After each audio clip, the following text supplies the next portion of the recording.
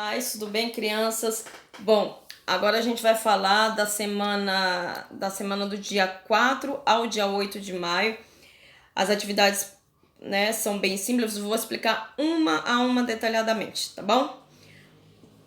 Provavelmente, dependendo de quantos pais forem buscar os livros, essa será a última semana de atividades nessa planilha e depois a gente vai começar a trabalhar no livro, tá bom? Mas o esquema de explicação vai ser muito semelhante, eu vou continuar fazendo os vídeos também para auxiliar vocês. Bom, na segunda-feira nós começamos com português, e aí ele te dá um conjunto de palavras e pede para circular as que correspondem com animais, né? Inclusive, a gente não fala nome de animais, né? Porque aí a gente está personificando os animais, né? Então, as palavras que correspondem a animais. E aí, a primeira palavra é macaco, tomate, microfone, modelo, hipopótamo, maionese, mexerica, camaleão e margarina. Obviamente que o adulto que for ler isso, ele já subentende que eu estou trabalhando as sílabas ma, me, mi, mo, mu, né? Que são as mais presentes aí. Então, é esse o trabalho principal desse exercício. Óbvio que qual é o intento aí? Fazer com que a criança leia palavra por palavra, lendo, mesmo que com a ajuda de um adulto, ela já vai descobrir qual é e naturalmente ela vai circular os animais, as palavras que correspondem a animais, tá bom? Que no caso são 3 animaizinhos só, que é o macaco, o hipopótamo, camaleão. E o resto tudo palavra com ma. Segunda atividade. Agora escreva 10 alimentos que contenham a letra M na sua escrita. Exemplo, mandioca, mussarela. Precisa ser M no começo da palavra? Não. Isso já é uma ideia antiga de alfabetização. A criança ela tem que identificar a sílaba no meio, no final, no começo. Óbvio que a gente, corriqueiramente, a gente começa a trabalhar pela sílaba no início da palavra, mas não necessariamente todas as atividades ela tem que estar no início, tá bom? Ela pode estar em qualquer sequência ali da palavra, no meio, no final. Então você vai, a criança alimenta tudo que ela come ou bebe, né? Porque também ela está se nutrindo com a bebida. Então vamos ampliar o conceito ali que de repente algo que ela tome com M, acho que vai ser até difícil, mas, né, que possa englobar ali. A gente só vai evitar quando o M não faz quando o M ali não vai fazer parte da ordem silábica do mamemimomu, ou seja, quando vai no final das palavras. M, na verdade, aí eu acho que nem caracteriza como só em verbos, né? Mas no meio, sabe? Então, é só quando for ma, me, mi, mo, mu dentro das palavras, no começo, no meio ou no final, tá? E aí, na correção mesmo da atividade, eu já tenho as atividades com correção, vocês vão verificar alguns exemplos, mas também é muito fácil de pesquisar no próprio YouTube. Continuando na segunda-feira, aí nós vamos para matemática. Complete os meses do ano. Aí eu coloquei 3 meses do ano, pedindo para eles colocarem na sequência os outros, tá bom? Os outros 9, né? Então, janeiro, a criança vai ter que fevereiro, março, abril, maio e assim por diante. Eu posso dar um calendário para que ele visualize? Claro que sim, claro que sim.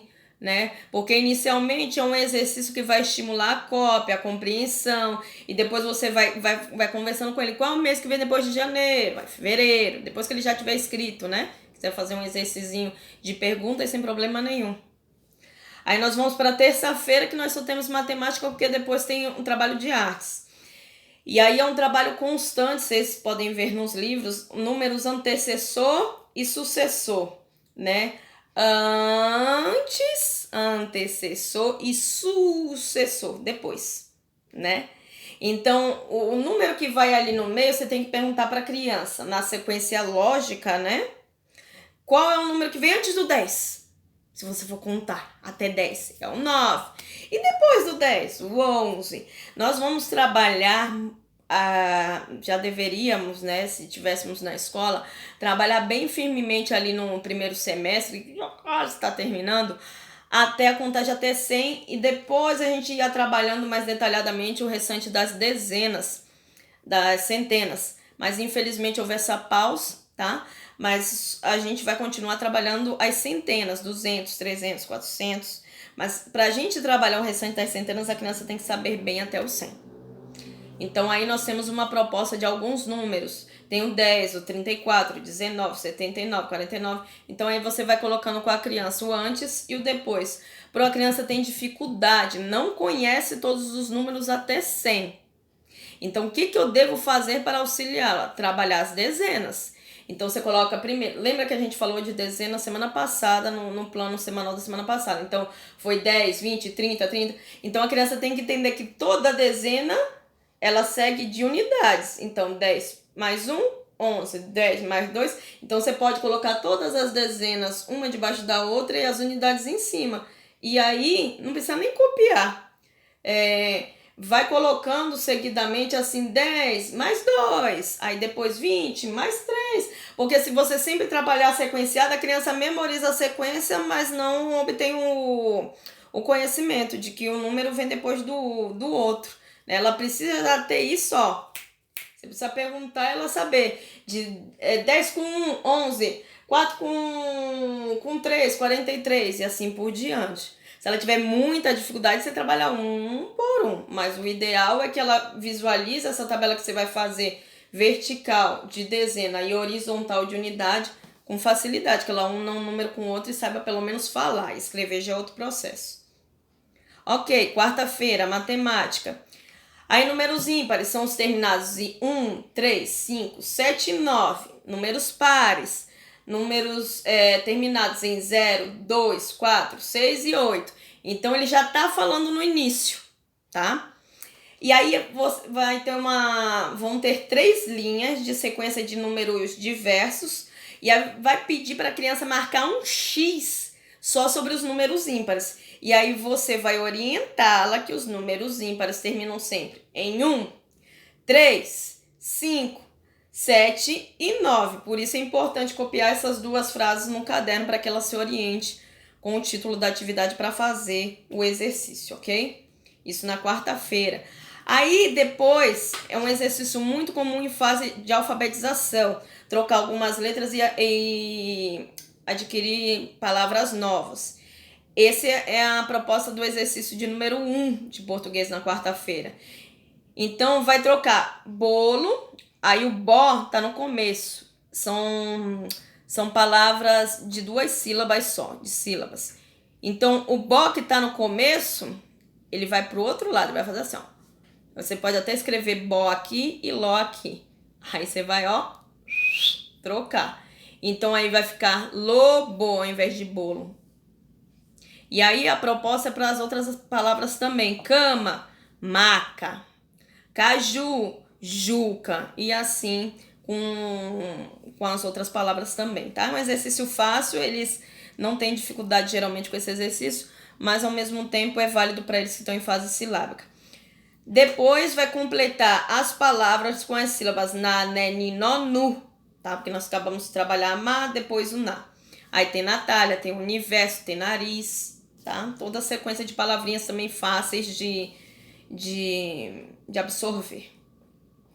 Na quarta-feira, a primeira experiência, sensações do corpo, ela é dividida em 2 propostas, uma de quarta e uma de quinta, que são perguntas que você vai fazer já com atividade com proposta de atividade, para que a criança fazendo, ela perceba algumas funções do corpo ou atividades que o corpo é capaz de fazer. Por exemplo, ar que entra pelo vai propor que a criança respire, né? O ar que entra pelo nariz tá quente ou tá frio?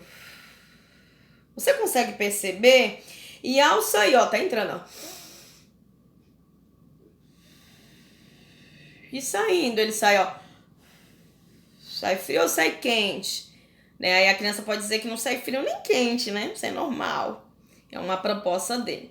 E aí vai propondo muito da questão da respiração, né? Ele tá saindo sozinho, sem que você faça esforço, né? Ou tá mexendo a barriguinha.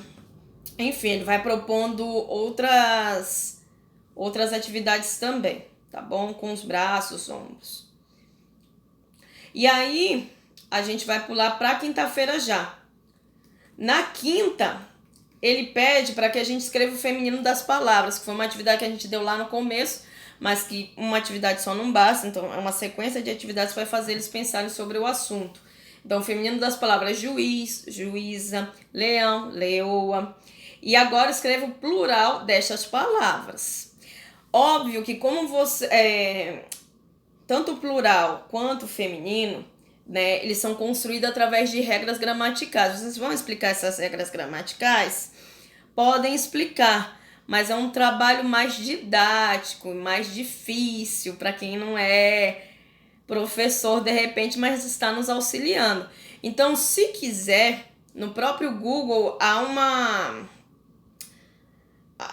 as regras, né, para que isso seja feito. Mas a minha sugestão é que vocês façam do modo mais natural possível. Como que você acha que é o plural de flor? Se eu tenho uma flor e agora eu tenho outra, então uma flor, duas flores. Aí a criança naturalmente ela vai falar duas flores. E aí quando ela errar, né, ou fazer alguma diferença, você dá uma risada, fala, não é isso, é aquilo, né? E aí faz esse momento mais lúdico ainda, porque se você começar a ter regras, ficar insistindo nessas regras gramaticais com um único exercício, isso é capaz de fazer a criança se sentir estafada. E aí, você brincando com ela sobre essa parte lúdica, ela é capaz de se sentir melhor, tá bom? E aí tem uma proposta de plural. Para completar também, tem o português e a leitura de um livro chamado A Flor que Chegou Primeiro, um livro virtual do Banco Itaú, projeto do Itaú. E aí tem as atividades socioemocionais, da parte 2, das sensações do corpo, que é uma proposta de música relaxante. É só colocar lá, música relaxante no Google. Aí vai ter várias. Você escolhe uma. A proposta é que você feche os seus olhos, pode ser com lenço ou sem. De repente, se você quiser fazer um momento mais engraçado, pode ser mais gostoso, pode ser com lenço. Você fecha o seu olho, fecha da criança. E aí pede para ela respirar, soltar. Respira. Ó. E aí ela vai fazer isso durante a música. Aí depois você questiona como que você se sentiu, né? A proposta é que pelo menos fique 2 minutos. E aí você pode até botar o reloginho, né, para despertar. Ou até mais, se você quiser, deixar por conta de quanto vocês se sentirem confortáveis com essa atividade. É uma atividade de repouso. E perguntar da criança como que ela se sentiu com esse repouso e tudo mais. Bom, na sexta-feira nós temos a atividade de português. É uma atividade semelhante com aquela de quarta-feira. Só que a gente vai acrescer o H nas palavras. Então, galo não é galho, mala não é malha, vela não é velha e assim por diante. Tá bom? A criança vai entender que ela colocando o H na última sílaba das palavras, ela vai estar criando, vai estar originando outra palavra, tá bom?